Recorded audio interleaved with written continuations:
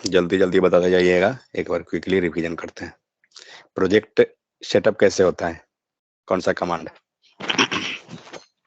NG new project name, ठीक है।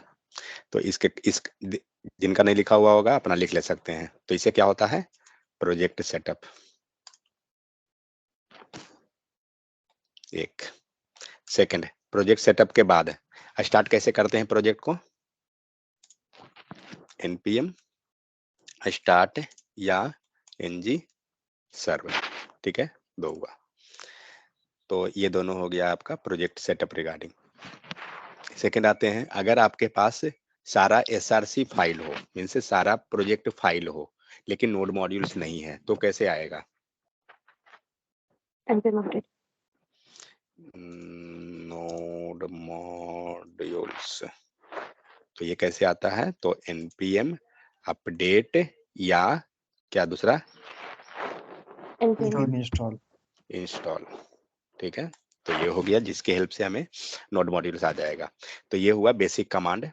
उसके बाद आते हैं आगे। तो फिर हम लोग क्या देखे थे?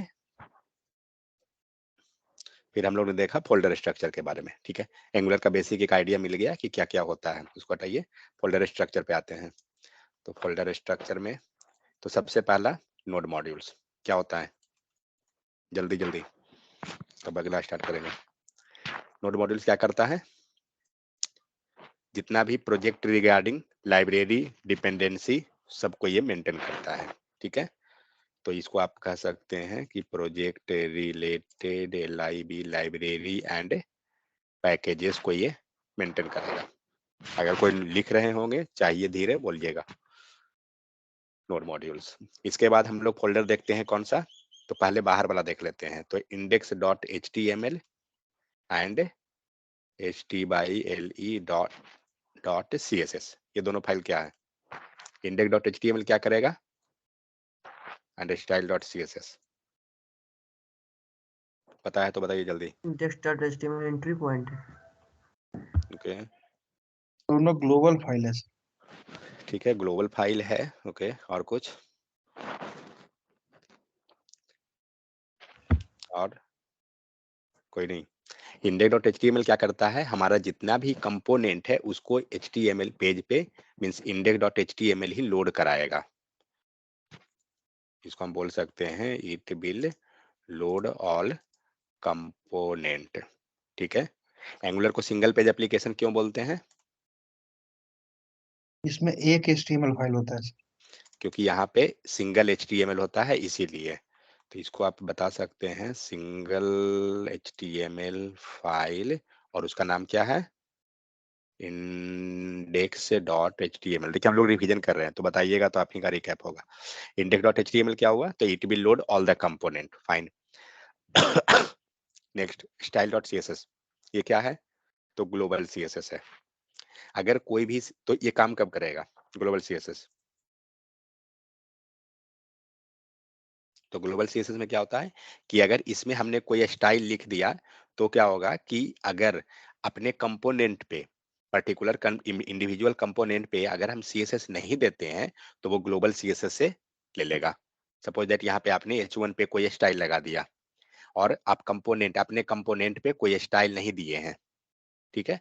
तो वैसे केस में क्या होगा कि वो ग्लोबल CSS से ले लेगा। क्लियर? तो ये हो गया ग्लोबल CSS का।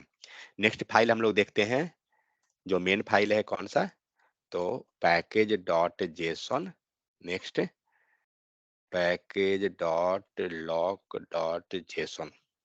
बताइए पैकेज डॉट जेसन क्या करेगा एंड लॉक क्या करेगा? डॉट जेसन, कोई भी? पैकेज डॉट जेसन ड्राइव करेगा, कैसे मतलब स्टार्ट होता है, कैसे क्या होता है। तो और कोई? सर पैकेज और जेसन में वो फाइल रहता है जो प्रोजेक्ट डेवलपमेंट के लिए नहीं। और कोई?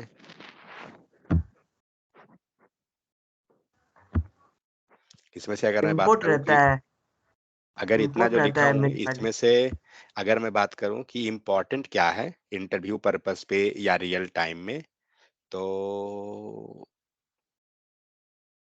ये क्वेश्चन में तो नहीं आएगा। यहाँ से जितना हम लिख रहे हैं इधर, ये सब के सब इम्पोर्टेंट है, इंटरव्यू पर्पस हो या कुछ भी। तो पैकेज लॉजिशन क्या करता है, ये कमांड को कंटेन करता है, ठीक है।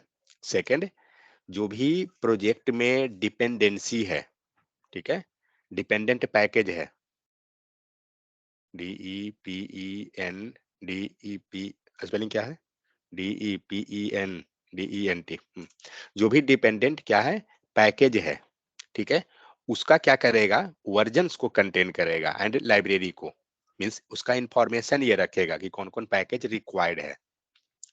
तो dependent package related with project, देखिए ये सब नोट डाउन कीजिए, रिवीजन कीजिए, तब होगा, नहीं तो फिर आपको बहुत ही वास्ट लगने वाला है एंगुलर। धीरे धीरे करके हम इसीलिए रिकैप करवाते जा रहे हैं कि ताकि इजी होते चलेगा, तो थोड़ा सा मेहनत करना पड़ेगा, नया लैंग्वेज सीख रहे हैं क्योंकि।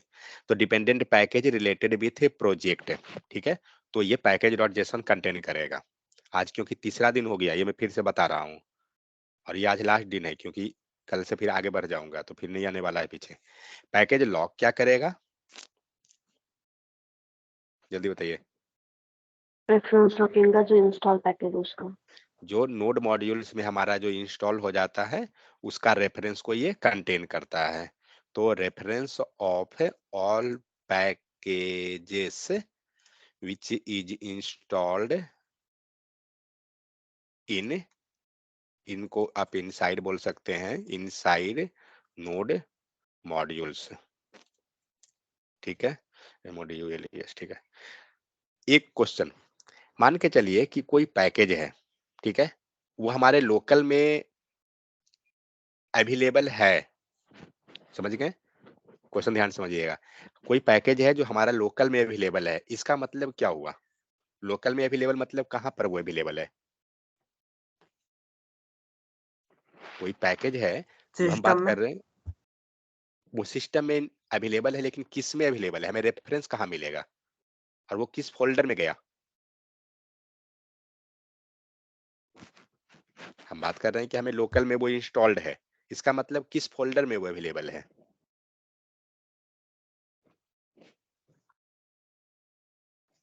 नोड मॉड्यूल्स क्या करता है, लाइब्रेरी इंस्टॉल करता है, लाइब्रेरी इंस्टॉल, जनरली पैकेज जो भी है प्रोजेक्ट को। वही इंस्टॉल करता है। तो इट मीन्स जो भी चीज हम बात करते हैं ना कभी कि लोकल में अवेलेबल है, इट मीन्स वो इनसाइड नोड मॉड्यूल से अवेलेबल है, क्योंकि नोड मॉड्यूल से एक फोल्डर है, दिख रहा है, ये सारा जो इसके अंदर जो फाइल जो दिख रहा है, ये सब के सब वो इंस्टॉल किया हुआ है, समझ में आ गया। तो कोई भी चीज अगर हम बात करते हैं, कभी भी कोई बोले कि हमारे लोकल में अवेलेबल है, इट मीन्स वो नोड मॉड्यूल्स के अंदर है, ठीक है। तो नोड मॉड्यूल्स में अगर अवेलेबल हो गया, इट मीन्स उसका रेफरेंस कहाँ गया, कहाँ पे रहेगा, लॉक डॉट वो जेसन। पैकेज लॉक के अंदर रहेगा। देखिए आता है, बताइए, बार बार और रिवीजन करा रहे हैं हम लोग। तो पैकेज लॉक के अंदर उसका रेफरेंस रहेगा, ठीक है। सेकंड चीज, मान के चलिए कि आपके पास मैंने प्रोजेक्ट दिया, ठीक है, पैकेज लॉक फोल्डर भी दे दिया,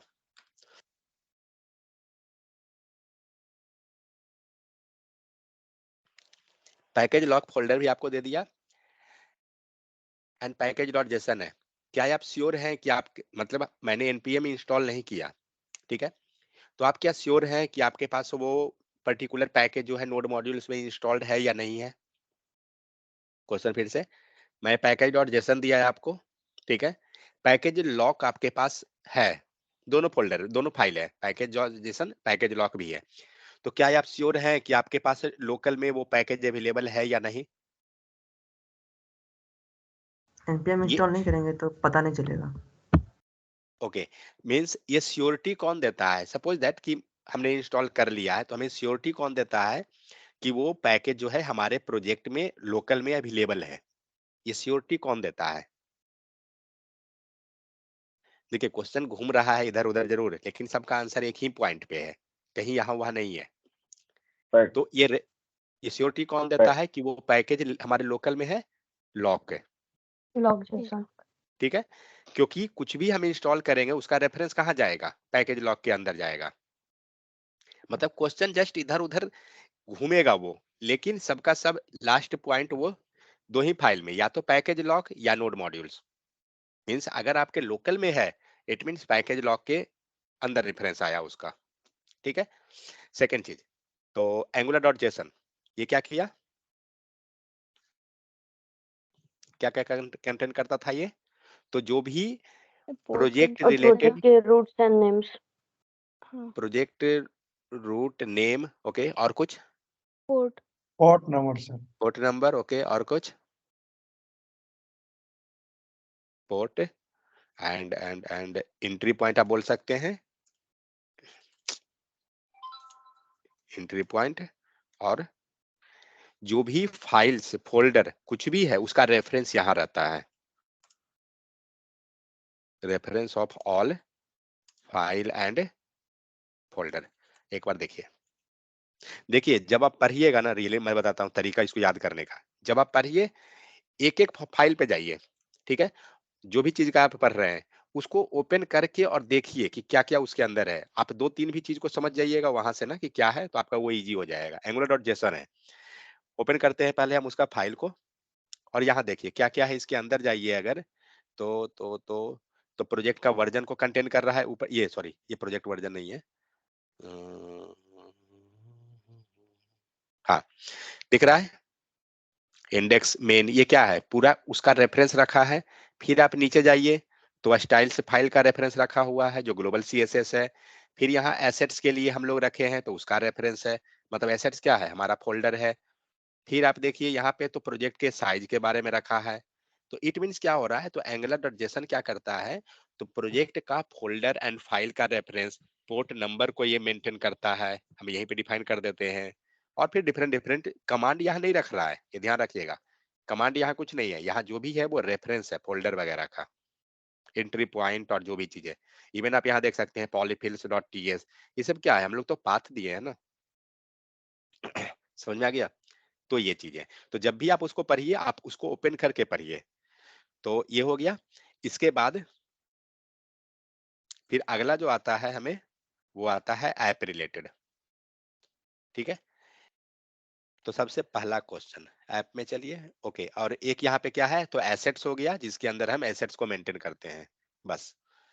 अब कुछ नहीं यहाँ पे, चलिए एप्स के चलते हैं।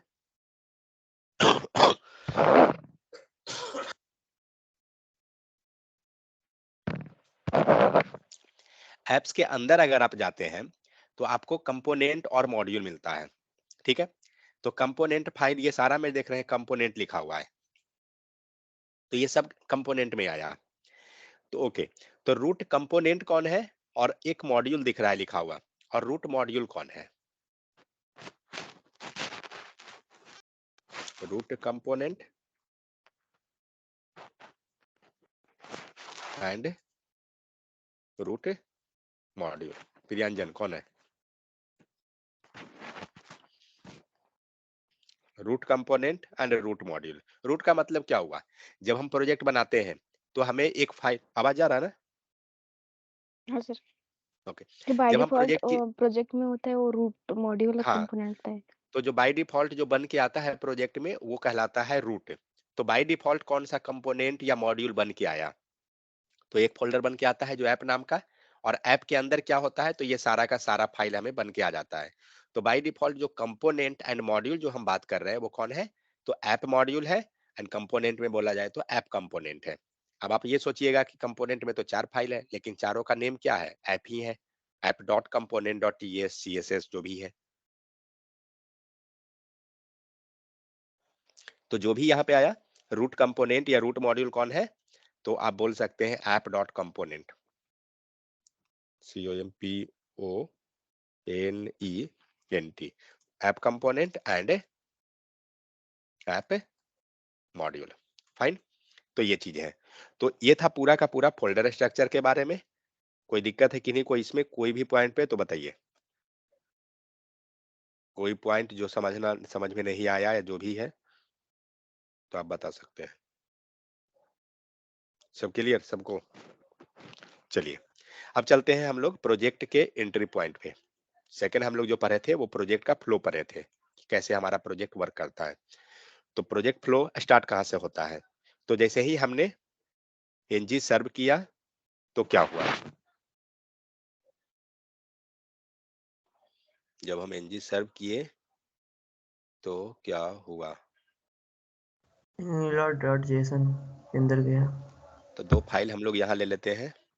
एक ले लेते हैं angular.json में, यहाँ क्या सर्च करेगा? package.json और एक तो जाएगा पैकेज के अंदर। पोर्ट नंबर से ठीक है, पोर्ट नंबर package.json। देखिए जो रिवीजन कर रहे हैं वो भी बोलिए, ठीक है? ये मत सोचिए कि जिनका बैच है वो सिर्फ बोलेंगे। आता है बोलते जाइए। angular.json, angular.json में क्या करेगा? वो पोर्ट नंबर को देखेगा और क्या? पोर्ट के साथ entry point means entry file हम कह सकते हैं। एंट्री फाइल को ये देखेगा इसमें। चलिए पैकेज.json में क्या करेगा वो? पैकेज.json में क्या मिलता है? Start command. NG sir. Serve का जो कमांड है एनजी सर्व का कमांड मिला। ठीक है, ये पीछे से ये तो हो गया। अगर आप बात करें तो बैक साइड से ये परफॉर्म कर लिया। उसके बाद क्या होगा? तो ये गया किसमें? मान लीजिए इसमें एंड इसमें एक ही साथ में हम रख लेते हैं दोनों का। उसके बाद यहाँ से क्या किया? एंट्री फाइल को निकाला और एंट्री फाइल क्या मिला? index.html। करेक्ट। तो हम यहाँ पे index.html ले लेते हैं। index.html पे क्या लिखा हुआ रहेगा?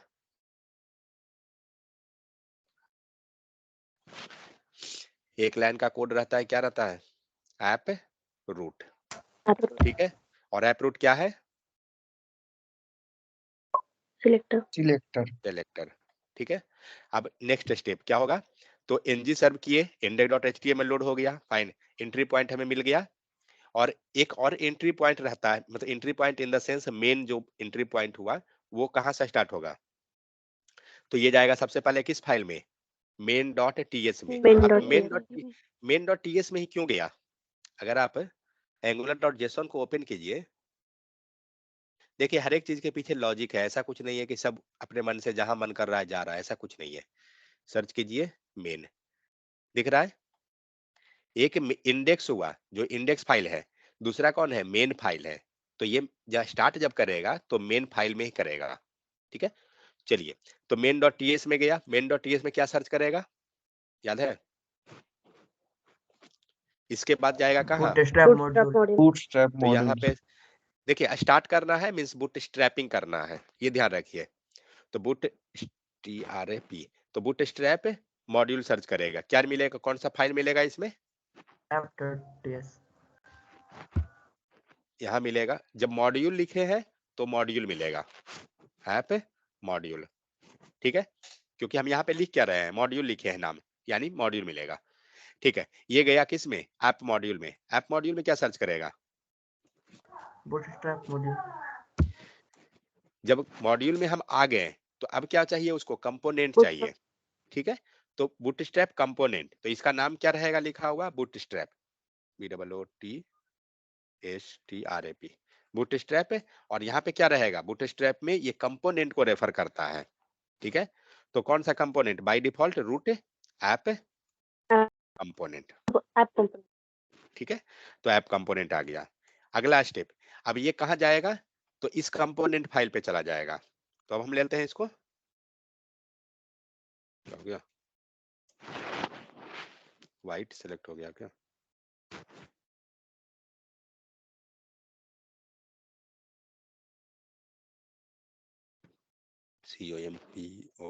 COMPONENT। तो ये गया कहाँ? तो ऐप कंपोनेंट पे। अब ऐप कंपोनेंट पे क्या सर्च करेगा?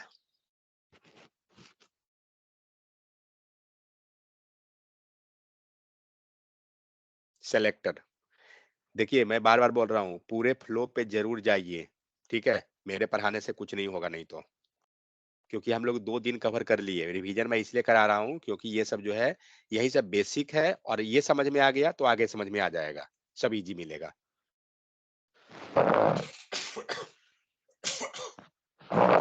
पढ़ने के दौरान सिर्फ ये नहीं कि हम याद कर रहे हैं, याद नहीं करना है, आपको ओपन करना है प्रोजेक्ट और उसमें देखना है कि कैसे कैसे मूव हो रहा है, सब याद हो जाएगा।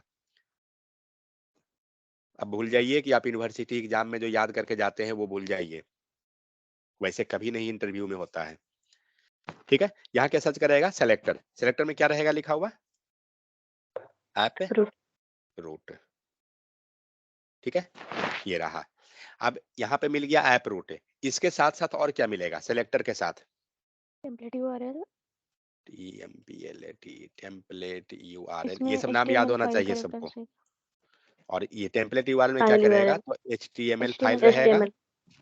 इसके बाद Style URL. Style URL. URLs, ठीक है। और यहाँ पे किसका रेफरेंस रहेगा? तो CSS फाइल। CSS तो ये reference. CSS किसका? अपना फाइल। मीन्स अगर हमारा ऐप कंपोनेंट है तो उसी टाइप से यहाँ पे जो HTML है वो कौन सा रहेगा? तो app dot component COMPONENT dot HTML, ठीक है। एंड CSS फाइल कौन रहेगा? तो app dot COMPONENT dot CSS, ठीक है। ये हो गया, मतलब यहाँ पे ये दोनों फाइल का रेफरेंस रख लिया। फाइन। अब क्या करेगा? तो अब ये जो भी HTML CSS and app component जो है, क्योंकि ऐप कंपोनेंट मतलब उसका JS फाइल जो TS पेज है, ये सारा जो डेटा है ये किस पे लोड होगा? ऐप रूट पे, ठीक है। क्यों? क्योंकि यहां से मिला है सेलेक्टर। आ गया समझ में? और ये जाकर इस पे डिस्प्ले कर देगा।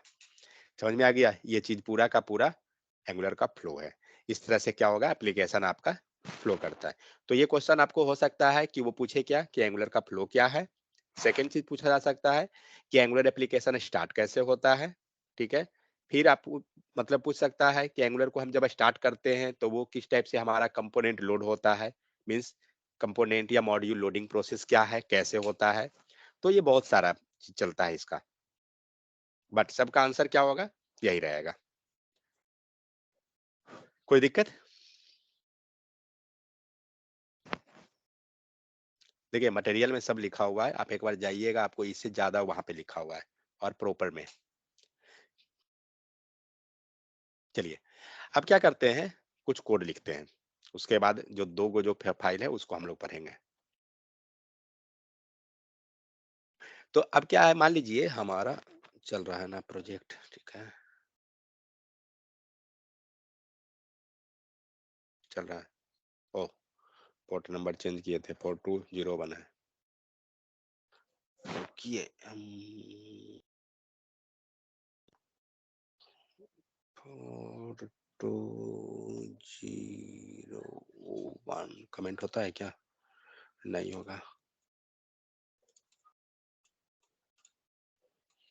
जेसन में पता नहीं कैसे कमेंट करते हैं, प्रोजेक्ट रन करना पड़ेगा। टर्मिनल बंद कैसे होता है? Terminal control C control C से।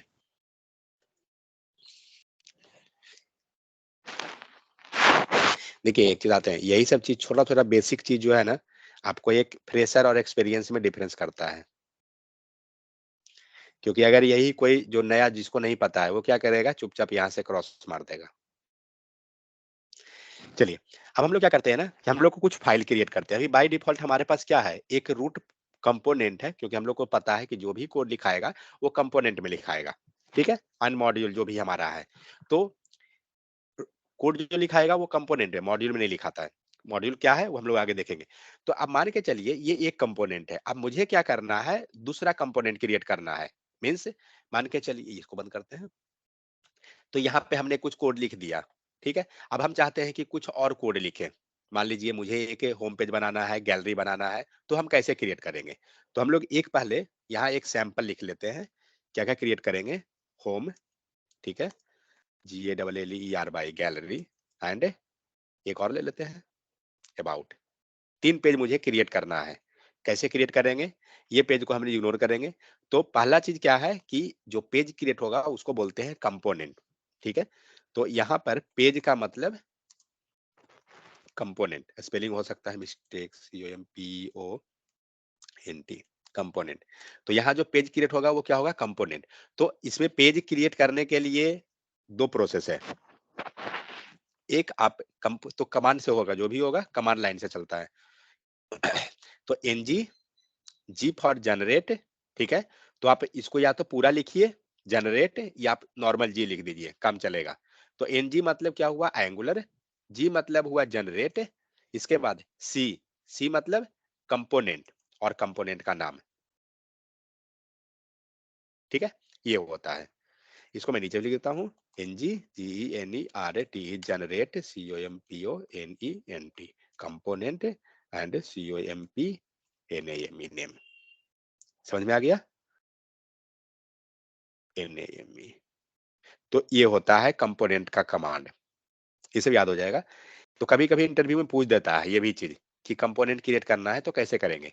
तो आप देखिए, जब कंपोनेंट आपको क्रिएट करना है तो आपको क्या करना होगा, टर्मिनल को बंद करना होगा, तभी आप कमांड को हिट कीजिएगा। वैसे मत कीजिए, डुप्लीकेट टर्मिनल ओपन कर लीजिए, क्योंकि बार बार कंपोनेंट क्रिएट करेंगे तो हम लोग उतना कौन करने जाएगा। दूसरा एक और तरीका है, इसी टर्मिनल को आप स्प्लिट कर ले सकते हैं। यहाँ जाइए और यहाँ देखिए स्प्लिट का ऑप्शन है, इसको जब कीजिएगा ना तो मल्टीपल, इसे बेनिफिट क्या हुआ, पाथ हमारा सेम रह गया, उसी पाथ पे ये टर्मिनल ओपन हो गया, नहीं तो नया एक टर्मिनल ओपन कर लीजिए जैसी मर्जी। तो होता क्या है,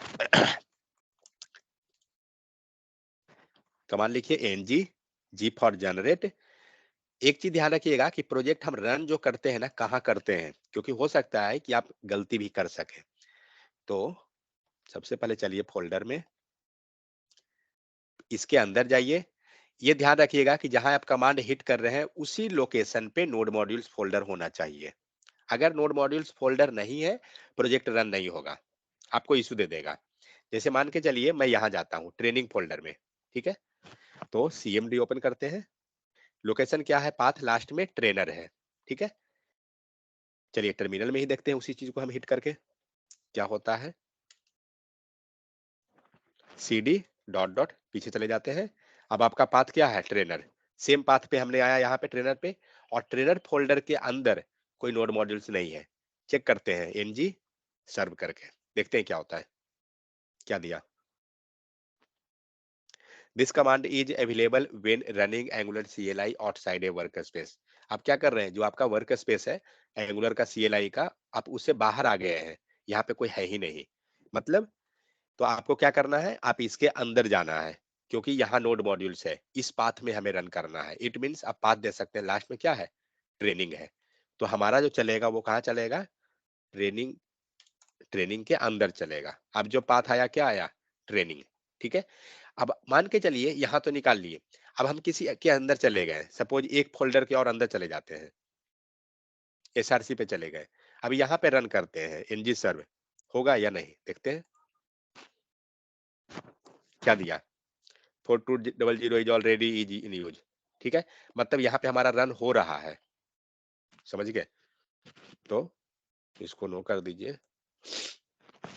मतलब यहाँ पे हमारा चालू हुआ है, कोई दिक्कत यानी नहीं है। समझ में आ गया ना, ये चीज है। लेकिन ये ध्यान रखना है सिर्फ कि नोड मॉड्यूल्स वाले में ही रन होगा, कहीं इधर उधर नहीं जाना है। चलिए अब आते हैं कि कंपोनेंट हम क्रिएट करते हैं। तो पहला कमांड क्या है, NG G for generate, C for component and component का नाम तो हमारा है होम। तो होम कंपोनेंट नहीं लिखना है, सिर्फ होम लिखना है। होम लिखिएगा, कंपोनेंट खुद से बन के आएगा। अब यहाँ देखिए एक फोल्डर बन के आया होम नाम का, दिख रहा है।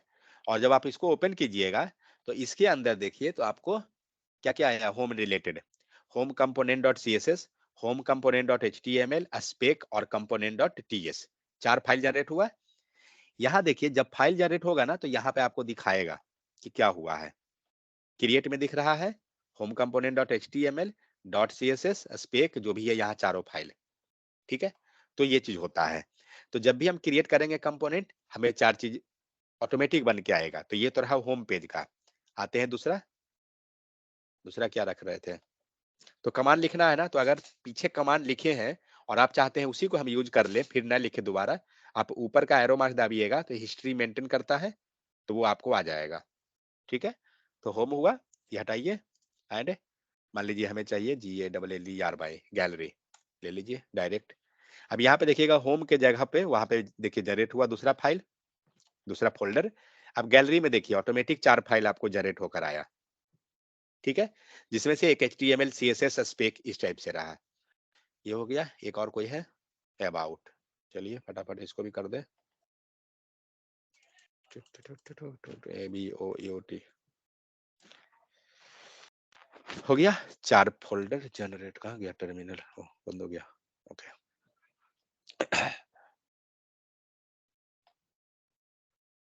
ठीक है, तो इस टाइप से क्या हुआ, आपका 4 फाइल जनरेट हो गया। अब हमें क्या करना है, वो सारे को यूज करना है, तो यूज कैसे होगा, तो मैं क्या करता हूं ना, इसको कमेंट कर देता हूं,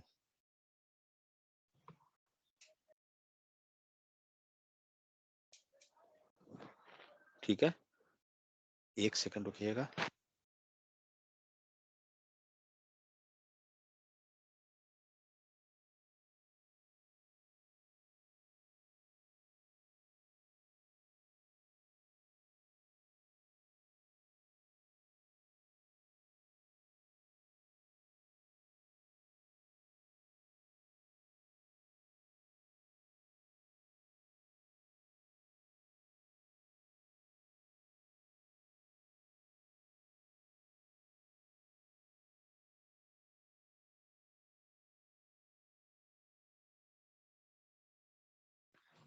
हेलो, आवाज आ रहा है ना,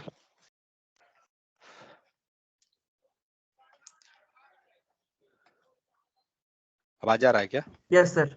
ओके, चलिए, तो अब हमारा फोल्डर मीन्स कंपोनेंट हमने क्रिएट कर लिया। अब हमें क्या करना है, इसका यूज करना है। तो कल हम लोग एक चीज पढ़ रहे थे कि सेलेक्टर के बारे में, क्या पढ़े थे याद है, कि सेलेक्टर क्या करता है, जावास्क्रिप्ट में CSS में क्या कर रहा था सेलेक्टर, तो सेलेक्टर जो है वो टारगेट करेगा। CSS में अगर था तो टारगेट करने का काम कर रहा था, उसको सेलेक्ट करने का, करेक्ट। तो यहाँ पे जाइए, आप हर एक कंपोनेंट को ओपन कीजिए, और कंपोनेंट के किस फाइल को हम ओपन करेंगे, तो component.ts को, ठीक है, क्योंकि अगर आप चाहे ना तो स्पेक फाइल को डिलीट भी कर सकते हैं, कोई इशू नहीं है, क्योंकि हम टेस्टिंग लिख नहीं रहे हैं, तो चाहिए तो डिलीट कर दीजिए, नहीं तो रहने दीजिए, उससे कोई इशू नहीं होगा, जस्ट समझने के लिए इजी होगा थोड़ा सा। तो स्टार्टिंग में आप चाहे तो डिलीट कर सकते हैं, बाद में उसको छोड़ दीजिएगा। तो 4 फाइल में से हम किसको ओपन करेंगे, component.ts को, अपना हर एक का अपना अपना टीएस में जाइए, और टीएस फाइल में आपको क्या मिल रहा है, सेलेक्टर, यहाँ सेलेक्टर उठाइए, और जिस फाइल पे आपको लोड कराना है, एंट्री फाइल कौन था, entry component means root component कौन था, index.html कंपोनेंट ऐप कंपोनेंट था, एंट्री कंपोनेंट जो हमारा है वो तो ऐप कंपोनेंट है। और वो आपको अगर सपोज दैट बाय डिफॉल्ट आगे जाके अगर पता ना चले कि एंट्री कंपोनेंट कौन है, आप जाइए ऐप मॉड्यूल में, बूटस्ट्रैप में चेक कर लीजिए कि कौन लिखा हुआ है, तो जो यहाँ रहेगा ना वही आपका एंट्री कंपोनेंट है, ठीक है। चलिए, ये हो गया, तो इट मीन्स ऐप कंपोनेंट हमारा जो है एंट्री है। हम क्या करेंगे कि ऐप कंपोनेंट पे चलेंगे और उसके HTML पे जाएंगे, ऐप कंपोनेंट का HTML ये रहा। करना क्या है, यहाँ पे सेलेक्टर को रख दीजिए, जिसका आपको लाना है, अबाउट को लाना है। अब इसको सेव कीजिए, कंपाइल तो ऑटोमेटिक हो जाएगा, देखिए जाके कुछ आया, क्या दे रहा है, अबाउट वर्क, मतलब अबाउट का जो पेज था ना वो हमारा लोड हो गया। फिर से बताता हूँ क्या किया मैंने, मैं गया अबाउट के component.ts पे, यहाँ से इसका सेलेक्टर को उठाया, ठीक है, और इसको जिसके पेज पे रखना है उस पे हमने रख दिया। तो हमारा जो अभी पेज है,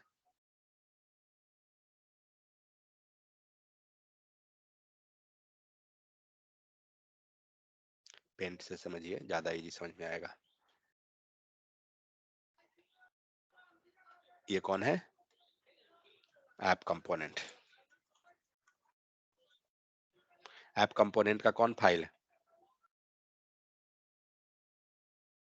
HTML ये रहा, ऐप component.html, ठीक है। और ये ले लीजिए, ये 3 जो कंपोनेंट हमने बनाया है अलग अलग, तो सेलेक्टर हमें चाहिए, हर एक का अपना अपना सेलेक्टर, क्योंकि सेलेक्टर मिलेगा टारगेट हो जाएगा। और सेलेक्टर कहाँ रहेगा, किस फाइल पे, हर एक का सेलेक्टर कहाँ रहेगा, टीएस पेज पे। तो आप इसको बोल सकते हैं कंपोनेंट डॉट टीएस।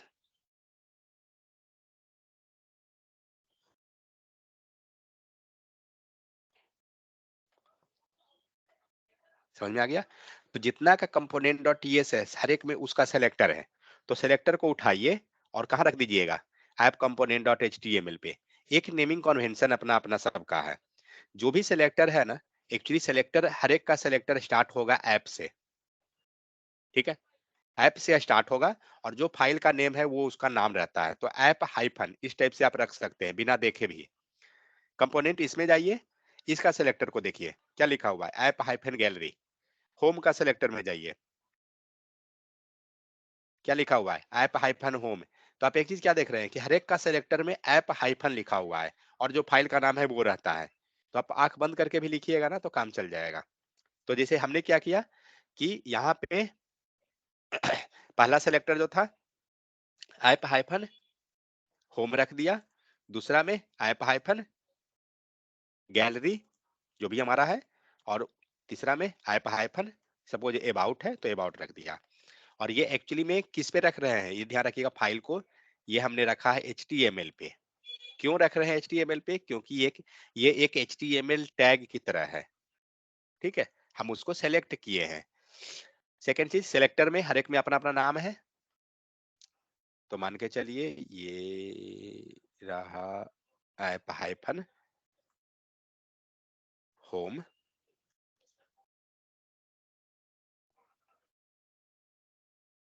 इसमें डाल देते हैं app hyphen GALLER by gallery.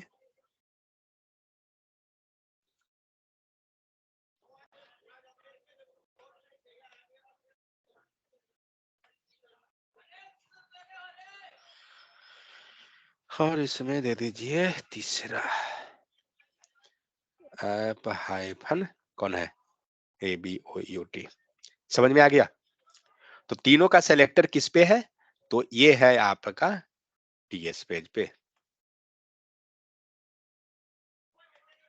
TS page पे हर एक का सेलेक्टर है, हर एक का सेलेक्टर को उठा के HTML पे डाल देंगे। वही कर रहे हैं, हर एक का सेलेक्टर यहां लिखते चले जाएंगे। चलिए ऐप हाइफन कौन कौन है, GALLER बाई गैलरी दीजिए, खुद से ले लेगा। ऐप हाइफन और कौन बचा, HOME होम ले लिया। सेव कीजिए और देखिए जाके UI पे आ गया। सपोज दैट अगर हमने गलत डाल दिया, ऐप हाइफन CONTACT कुछ लिख दिए और ये है ही नहीं, तो नहीं है तो पढ़िए क्या दे रहा है, app contact is not known element, ये नहीं है अवेलेबल आपके पास, ठीक है, इसीलिए एरर दे दिया।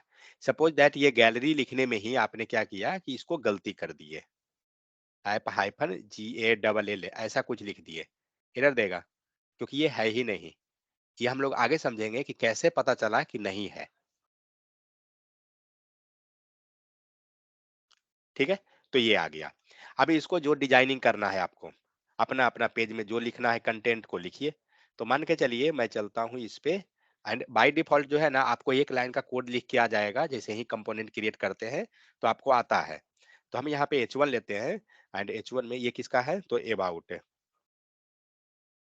हेलो IAM अबाउट पेज, ठीक है। चलिए उसी टाइप से चलते हैं गैलरी के HTML पे, हेलो GALLER गैलरी होम पे चलते हैं।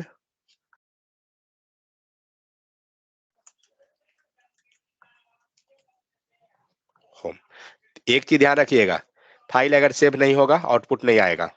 एक पेज आ रहा है बाकी दो को नहीं आया, क्योंकि दोनों फाइल सेव नहीं है। कहाँ से देखिएगा, यहाँ 2 दिखा रहा है, तो ये ध्यान रखना है, फाइल सेव नहीं होगा आउटपुट आने का कोई चांस नहीं है। तीनों में आ गया। अब एक क्वेश्चन, आउटपुट तो आ गया, लेकिन ये कलर कैसे हो गया? हमने तो कोई सीएसएस लगाया ही नहीं। चेक करते हैं, कोई सीएसएस लगा हुआ है क्या? कुछ नहीं है। एचटीएमएल पे कुछ नहीं है। कहाँ से आया? ग्लोबल। ये ग्लोबल से आया। ऐप में लगा हुआ है। कहाँ लगा हुआ है? ऐप में। ऐप ऐप ऐप सीएसएस कहाँ है? हाँ, कहाँ है इसमें?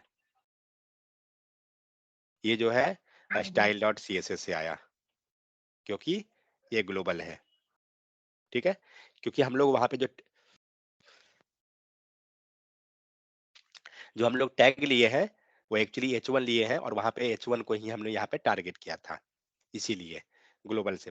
अब हम लोग क्या करते हैं ना, अपना अपना में CSS लिखते हैं कुछ। क्या है? H1। क्या दे दें?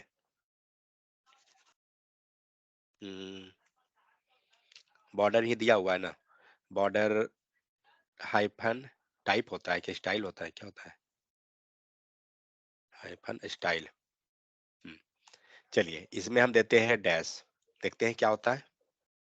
आ गया है, तो जो जिसमें अपना अपना मिलेगा उसमें आते चला जाएगा, जो भी हम देंगे।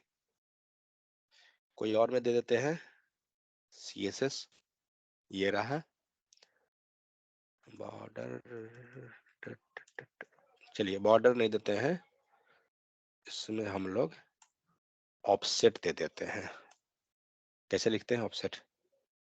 2 pixel solid GREEN green.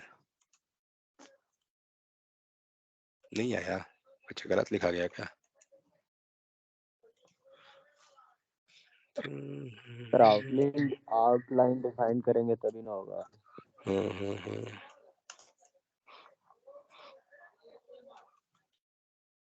Border hyphen क्या उसका होता है प्रॉपर्टी?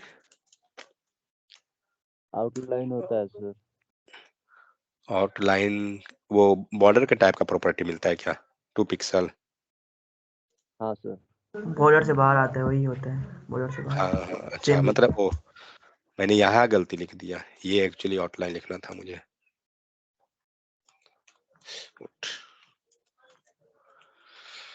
हाँ ठीक है, आ गया। और यहाँ पे देना था ऑफसेट, क्योंकि बीच वाला ये मार्जिन होता है ना।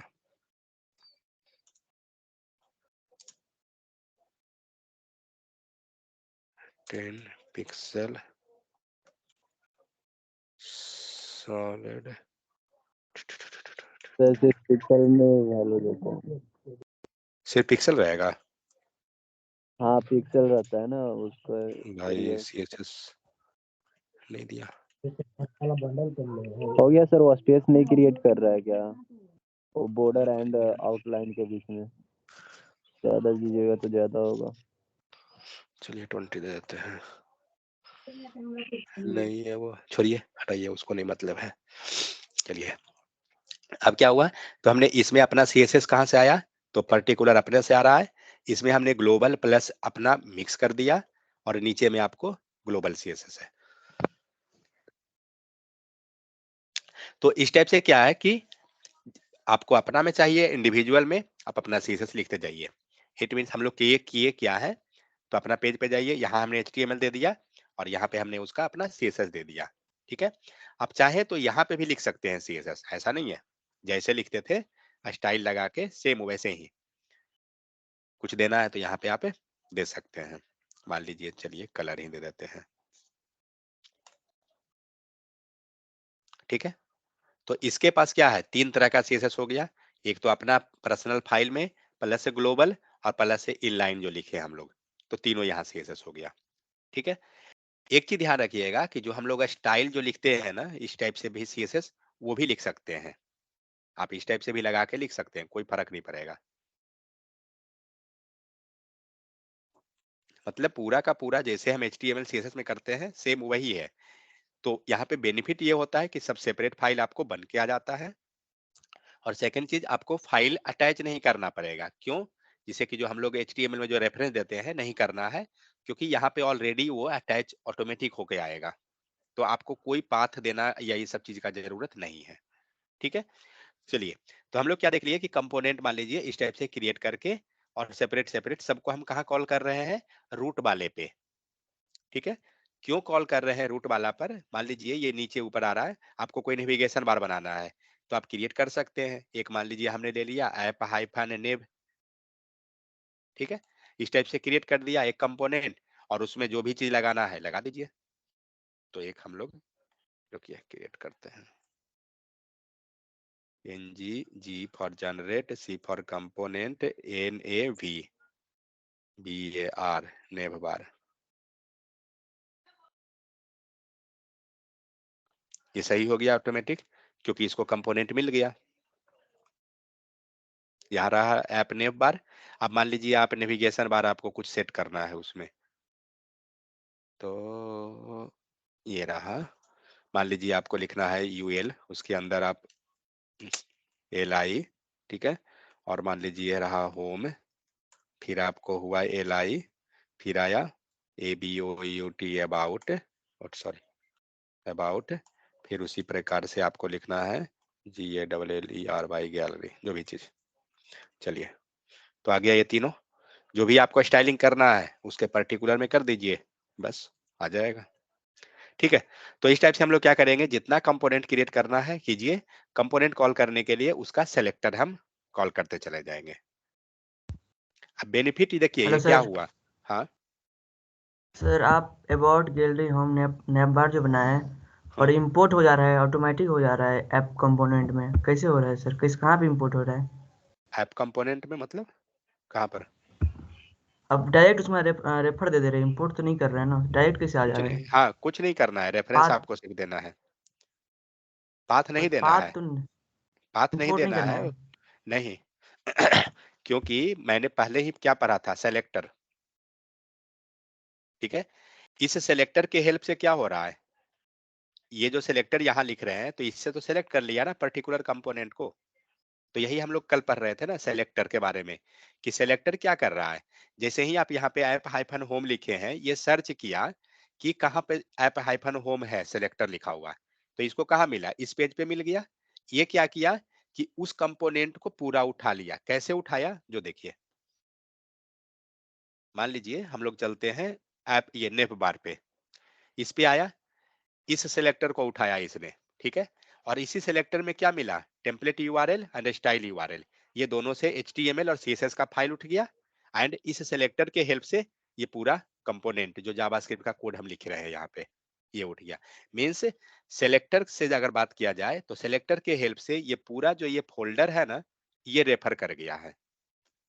और आपको इंपोर्ट वगैरह करना कुछ नहीं है, सिंपल क्या करना है, उससे सेलेक्टर का जो नाम है उसको पास कर दीजिए जहां भी यूज करना चाहते हैं आप। समझ में आ गया, ये चीज है। मान ओके लीजिए सर। ये जो सेलेक्टर जो हम रख रहे हैं, हम ऐसा नहीं चाहते हैं, ठीक है, हम क्या चाह रहे हैं ना कि गैलरी पेज जो है ना यहाँ ना रखें, ठीक है, और गैलरी पेज को हम चाहते हैं कि हम किस पे रखे हुए हैं, ऐप पे सारा को रखे हुए हैं, हम चाहते हैं कि होम वाले पे रखें। तो क्या करेंगे, करना कुछ नहीं है, सेलेक्टर को डाल दीजिए, चेक कीजिए कहाँ गया, गैलरी दिए है ना, गैलरी किधर है, गैलरी यहाँ रहा, आपका कोड आ रहा है प्रॉपर, आपको पता नहीं चल रहा है कि ये गैलरी जो है मेन वाला में आया है या इसके अंदर आया है। कि एक काम कीजिए, आप जाइए इसके कंपोनेंट पे, सीएसएस लगा दीजिए कुछ इसमें, इसका सीएसएस लगा देते हैं हम लोग, क्या देते हैं ना, बॉर्डर, हाँ H1,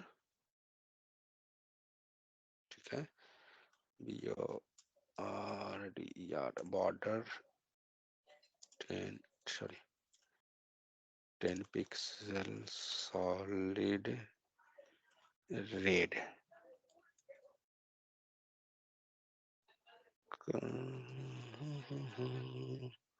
हमने H1 पे लगाया है, 1 सेकंड, ये पूरा को डिव के अंदर रखिए और डिव पे लगा दीजिए, ठीक है। अब देखिए, देखा, ये जो बॉर्डर जो आ रहा है, ये वाला जो गैलरी का जो पेज आ रहा है, आप देखिए रेड कलर का जो डिव का जो हमने दिया स्टाइल बॉर्डर, उसके अंदर आ गया। ये ज्यादा बड़ा होने के कारण ये स्ट्रेच कर गया है इस टाइप से, किसका है? गैलरी गैलरी गैलरी गैलरी किधर है? क्या लिखा हुआ है CSS इसमें? 20 पिक्सल, इसको कम कर देते हैं। आउटलाइन ऑफसेट, चलिए इसको कमेंट ही कर देते हैं, हटाइए। अब देखिए, दिख रहा है? क्योंकि ये दोनों क्या हुआ, एक में आ गया, क्योंकि हमने क्या किया, उसका सेलेक्टर वहां रख दिया था। अब आप सपोज दैट आप इसी पेज को एक बार और लिखना चाहते हैं। मान लीजिए हम होम पेज जो लिखा हुआ है ना, एक बार और लाना चाहते हैं, तो क्या करेंगे? एक बार और हमें कोड को लिखना पड़ेगा। इट मीन्स तो करना कुछ नहीं है, सेलेक्टर उठाइए, किसका चाहिए? गैलरी। सपोज हम गैलरी को चाहते हैं कि एक बार और कहीं यूज करना है मुझे, ठीक है? मीन्स जो गैलरी का कोड, ये जो कोड है ना, इसको हम एक बार और लिखना चाहते हैं मेन पेज पे भी। तो चलिए, रूट पेज कौन है? तो ऐप कंपोनेंट। ऐप कंपोनेंट पे जाइए और यहाँ पे लिख दीजिए, सारा खेल सेलेक्टर का है। बस आपको 2 बार आएगा, वो आ रहा है।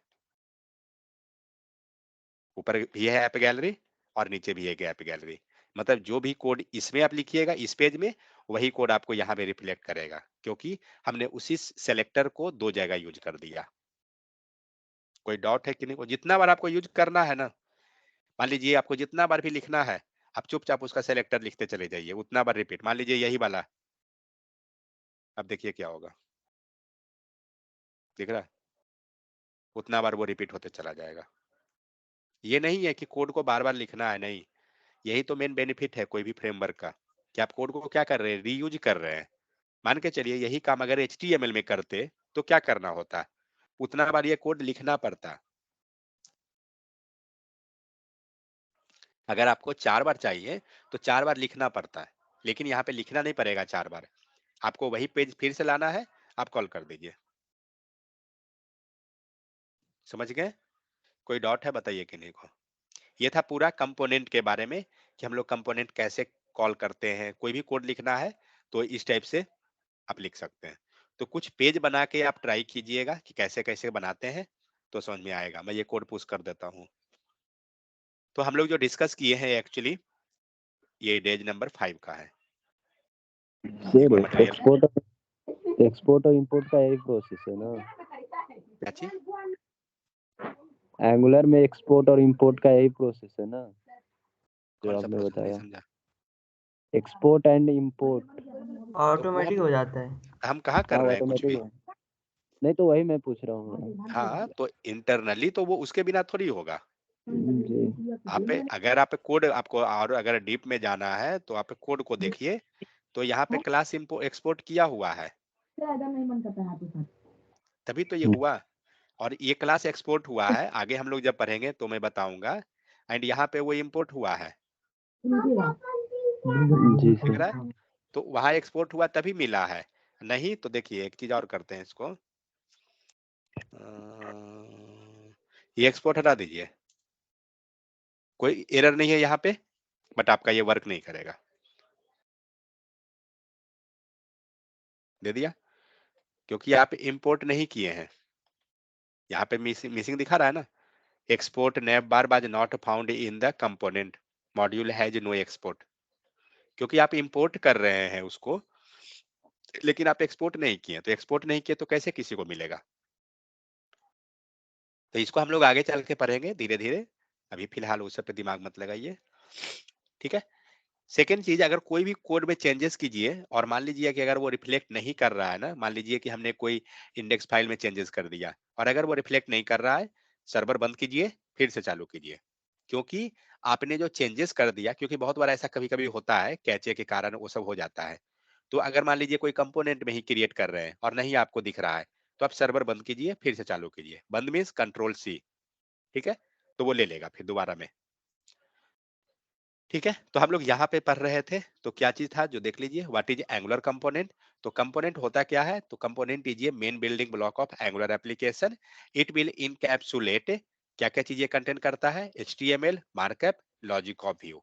तो जो भी हम स्टाइल हो गया, HTML हो गया, और लॉजिक जो भी टाइपस्क्रिप्ट पेज में लिखते हैं, ठीक है? Second, the component contain data and user action logic that defines how the view looks and behaves. A view in Angular refers to the template HTML.